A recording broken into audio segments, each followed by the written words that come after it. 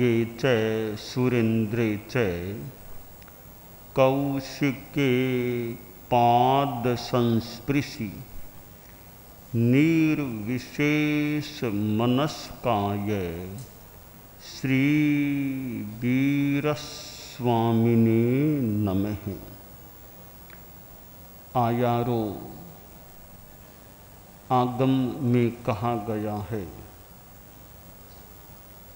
जातिम च बुद्धिम च इहज पासे। प्राणी जन्म लेता है, जीवन जीता है और एक दिन अवसान को प्राप्त हो जाता है। मनुष्य भी जन्म लेता है, पहले गर्भस्थ होता है, फिर बाहर प्रकट होता है और आयुष्य लंबा है, परिपूर्ण है। तो बचपन भी आता है, कैशोर्य आता है, किशोरावस्था, युवा अवस्था भी आती है, प्रौढ़ अवस्था, वृद्धावस्था आ जाती है। अनेक अवस्थाएं जीवन में आ जाती हैं। संक्षेप में बचपन, जवानी, बुढ़ापा। आदमी बचपन में कैसे जीवन जिए, बचपन का उपयोग कैसे करे, युवा अवस्था में कैसे रहे, वृद्धावस्था में कैसे रहे। जीवन शैली में कुछ कुछ अंतर हो सकता है।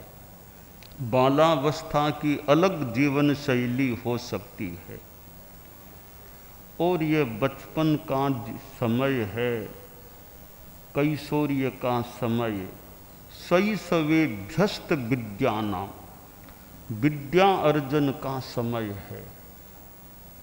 4 आश्रमों की जो व्यवस्था है, ब्रह्मचर्य आश्रम, गृहस्थ आश्रम, वानप्रस्थ आश्रम और संन्यास आश्रम, 100 वर्षों का जीवन काल मान करके चले तो 4 भागों में जीवन को मानो बांट दिया गया।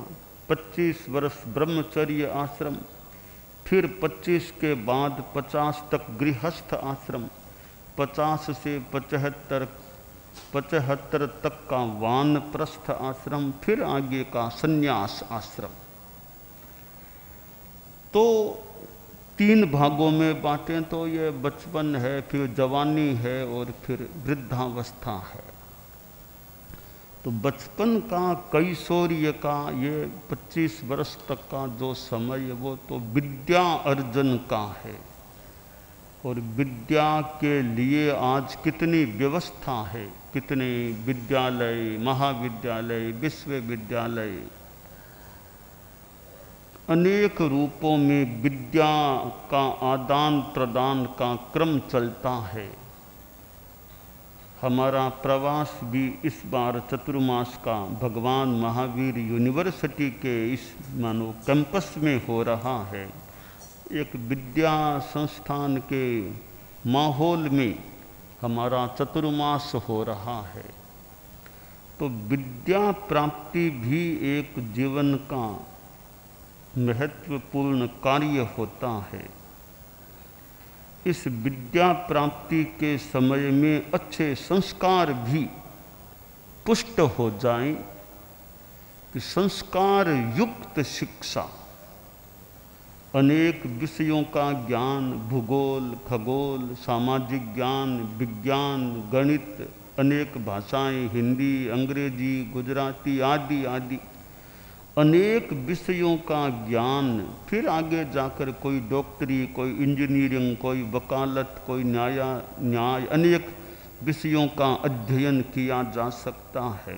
इनका बड़ा महत्व है, पर साथ में वो संस्कार भी अच्छे आए, नैतिकता, अहिंसा की भावना, दया की भावना, ईमानदारी के प्रति रुझान, नशा मुक्त रहने की मनोवृत्ति, यूँ अच्छे संस्कार जीवन में आते हैं तो यह किशोरावस्था, कुछ युवावस्था जो है वो बड़ी सफल हो सकती है। ये अर्जन का समय है, ग्रहण करने का समय है। शास्त्र में कहा गया, जातिम च बुद्धिम च इहज्ज पासे। आदमी कभी वृद्धावस्था को भी प्राप्त हो जाता है। आयुष्य पूरा हो तो कोई कोई तो वृद्धावस्था से पहले भी चला जाता है, पर परिपूर्ण आयुष्य है तो वृद्धता भी आती है। बीच में यह जवानी का जो लंबा काल है, इस अवस्था का कि अध्ययन तो मानो हो गया। यूँ तो जिंदगी भर भी आदमी जितना मौका मिले पढ़ता रहे, ज्ञान लेता रहे, फिर भी एक ऑफिशियल जो अध्ययन का समय वो तो मान लो 25-1 वर्षों तक हो जाए। बाद में उस ज्ञान का उपयोग करना, कार्य क्षेत्र में उपयोग करना। विद्यालयों के गेट पर यूँ लिखा कि ज्ञान के लिए प्रवेश, सेवा के लिए प्रस्थान। पहले ज्ञान हो गया, अब सेवा करो, अच्छे काम में ज्ञान का उपयोग करो। तो यह यौवन है जिसमें शरीर भी वैसे मजबूत हो जाता है और ज्ञान भी अर्जित किया हुआ होता है, एक कुछ परिपक्व अवस्था होती है। इस यौवन के समय आदमी गलत रास्ते पर चला जाए तो पतन के गर्त में भी गिर सकता है। और यौवन का बढ़िया उपयोग करे, खूब अच्छा काम करे। गार्हस्थ्य की जिम्मेवारी भी यौवन में कंधे पर आ सकती है, आ जाती है। इधर कोई समाज में भी काम करते हैं, कोई देश के लिए काम करते हैं, कोई बहुत जल्दी साधु बन जाते हैं। आचार्य श्री तुलसी तो जीवन के 12वें वर्ष में ही और आचार्य श्री महाप्रज्ञ जी 11वें वर्ष में ही साधु बन गए थे। तो कई मानो भाग्यशाली मनुष्य होते हैं, वे जल्दी ही संन्यास का रास्ता ले लेते हैं। 75 के बाद संन्यास आश्रम की बात है, वो तो सामान्य बात है भी। सब कोई बचपन में साधु मान लो नहीं बन सकते, तो कम से कम 75 के बाद में तो संन्यास के रास्ते पर चलो। पर यों यतः विरजेत ततः प्रव्रजेत, जब विरक्ति आ जाए तो प्रव्रज्या, संन्यास की ओर आगे बढ़ जाओ। तो कई आत्माएं, कई मनुष्य जल्दी ही संन्यास के मार्ग पर भी अग्रसर हो जाते हैं। तो युवा अवस्था में आदमी अगर संन्यास ले चुका है, अपनी साधना करे और धर्म उपदेश, धर्म प्रचार का जितना धार्मिक वो कार्य कर सके, जितना अनुकूलतापूर्ण हो सके, वह धर्म प्रचार का कार्य करे। और गृहस्थ आश्रम में रहे तो वहाँ भी सदाचार का ध्यान रखे। गृहस्थ जीवन में भी सदाचार, सद्विचार, विचार अच्छे, आचार अच्छा, सद्विचार सदाचार रहे।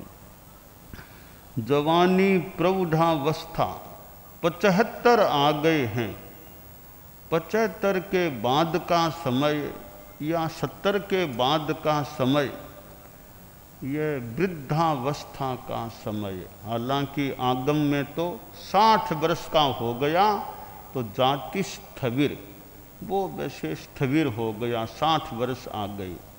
तो एक अपेक्षा से 60 वर्ष के बाद आदमी स्थविर है। और कहीं ऐसा भी आता है 70 वर्ष के बाद वृद्धत्व का बचपन शुरू होता है। 70 के बाद बुढ़ापे का बचपन शुरू होता है। 70 के बाद मानो वृद्धत्व का प्रारंभ है। तो 75 आ गए, इसके बाद आदमी निवृत्ति की दिशा में, धार्मिक आध्यात्मिक साधना में भी, या कोई धार्मिक सामाजिक सेवा, समाज की धार्मिक सेवा, धीरे धीरे अपनी आत्मा कल्याण साधना, मेडिटेशन, स्वाध्याय, त्याग, प्रत्याख्यान, संयम, परिग्रह का अल्पीकरण, यूँ पूरा संन्यास हर आदमी ने भी ले सके तो कुछ अंशों में भी संन्यास का जीवन जीने का प्रयास करे। और 75 के बाद का टाइम है, फिर संस्थाओं के बड़े पदों पर न रहे तो भी अपना भी पदों पर तो पहले पहले काम कर ले।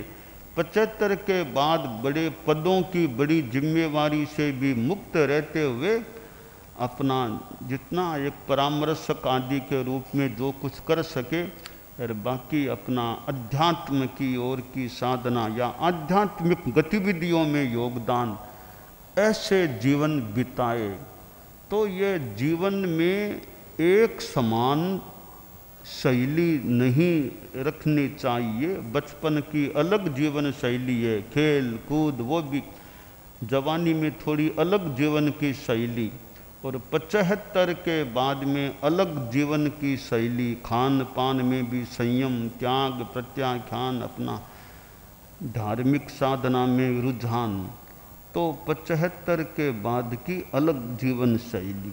तो शास्त्र में कहा गया कि हे आर्य, तू संसार में जन्म और जरा को देख, कि जन्म होता है, आगे आदमी जरा बुढ़ापे तक पहुंच जाता है, और फिर आगे तो जो दुनिया का नियम है, जीवन की यात्रा की संपन्नता भी एक दिन हो जाती है। तो यह जन्म लेना, जीवन जीना और एक दिन यात्रा की संपन्नता हो जाना, यात्रा की संपन्नता इस जीवन की यात्रा की संपन्नता है। आत्मा तो आगे भी कहीं रहेगी, क्यों? आत्मा तो अमर है, आत्मा कभी मरती नहीं है, वह तो शाश्वत है। शरीर नश्वर है और आत्मा अमर है, शाश्वत है। इस जीवन के बाद फिर कहीं आत्मा रहती है। इस जीवन से पहले भी कहीं हमारी आत्मा थी, और इस जीवन के बाद भी कहीं आत्मा रहेगी। भाष्य में कहा गया है कि ये मृत्यु और जन्म, मृत्यु और जन्म, जैसे एक आदमी है, उम्र आ गई 95, 98, 100, अब उसका देहांत हो गया। अब देहांत के बाद और किसी जगह वो जाकर के जन्म ले लेता है। आदमी जैसे पुराने कपड़ों को छोड़कर नए कपड़े पहन लेता है, इसी प्रकार प्राणी एक शरीर को छोड़कर दूसरे शरीर को धारण कर लेता है। तो इस जीवन का समापन हुआ, आगे फिर कहीं जन्म हो गया। अब मृत्यु और अगले जन्म के समय जो हमारी चेतना की स्थिति बनती है, उस कारण से पिछले जन्म की याद नहीं रहती, विस्मृति हो जाती है। जात मानस्य जंग दुखम मरमाणस्य जंतुणो तेन दुखेन सम्मूढ़ो जातिम न सरति अपनो। मृत्यु और जन्म के समय कोई ऐसी सघन मूर्छा, दुख, कष्ट या मूर्छा जो स्थिति बनती है, उस कारण से पिछले जन्म पर मानो पर्दा आ जाता है। पिछले जन्म की स्मृति पर पर्दा, पिछला जन्म सामान्यतया याद नहीं रहता। और पिछले जन्म याद रखेंगे तो कितने कितने जन्म आज तक ले लिए, सबको याद रखेंगे तो दिमाग तो कितनी स्मृतियों से भर जाएगा।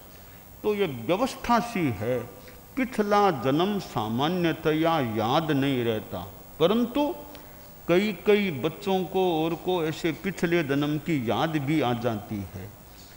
और ऐसे हमारे ध्यान योग में प्रयोग भी ऐसे चलते हैं कि पूर्व जन्म को देख लिया जा सके, देखा जा सके। ध्यान योग के द्वारा वो पीछे जाते हैं, गहराई में जाते हैं, तो मानो वो पर्दा थोड़ा हटता होगा और पिछले जन्म में मैं क्या था, मैं पक्षी था, मैं पशु था या मनुष्य ही था, तो वो थोड़ी वो स्मृति पिछले जन्म की भी, पिछले जन्म को देखना भी, जैसा बताया जाता है कि वह भी हो सकता है।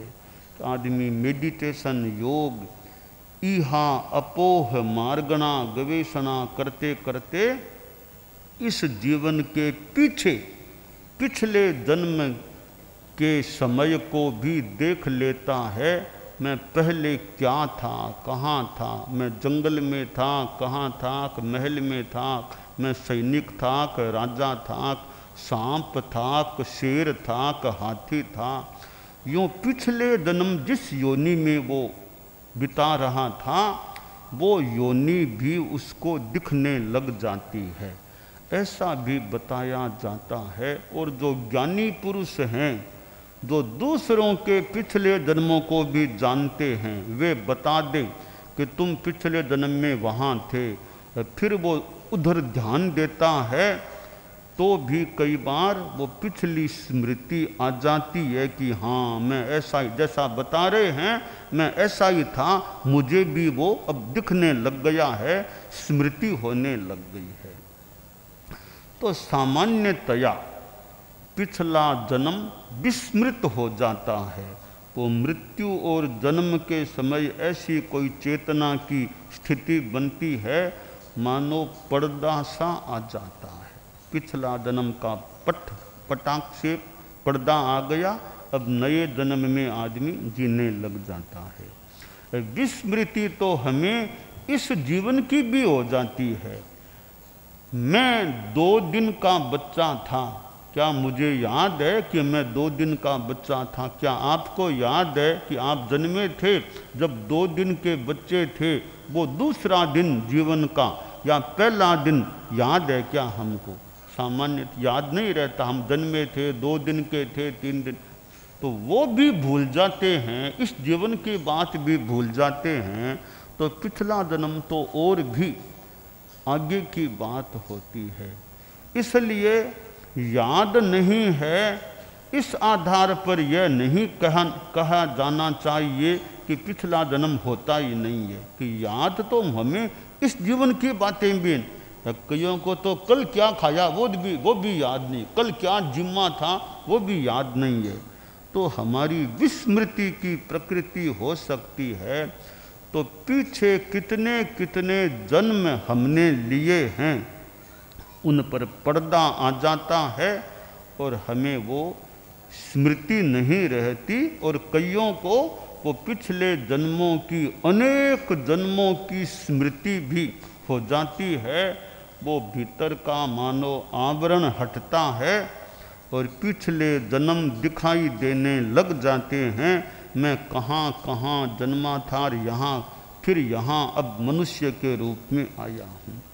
तो आयारों में कहा गया है, जातिम च बुद्धिम च इहज पासे, कि जन्म को भी देख और जरा को भी देख, कभी बुढ़ापा भी मुझे आ सकता है, तो मैं तैयारी रखूं, बुढ़ापा आए तो मुझे कैसे जीना है, बुढ़ापे में कैसी जीवन शैली रखना है, बुढ़ापा मेरा कैसे अच्छा बीते, चित्त समाधि में रह सकूं, शांति में रह सकूं और यूँ स्वास्थ्य का भी अपना ध्यान रख सकूं। तो बुढ़ापे की भी थोड़ी पहले तैयारी करे, बुढ़ापा मेरा कैसा बीतेगा। कि ऐसा नहीं कि मैं बुढ़ापे में आर्त ध्यान में रहूं, असमाधि में रहूं, कष्ट में रहूं। मेरा बुढ़ापा भी आए तो वह भी समय अच्छे ढंग से बीते, जितना समय मिले अच्छे ढंग से मैं बिताऊं। तो बुढ़ापे की ओर भी हमें नज़र टिकानी चाहिए कि कभी बुढ़ापा धीरे धीरे अवस्था आगे बढ़ रही है तो आगे हो सकता है वृद्धावस्था में भी मुझे जीना है, तो वो मेरा जीवन कैसे रहे। इसलिए ये वृद्धाश्रम होते हैं।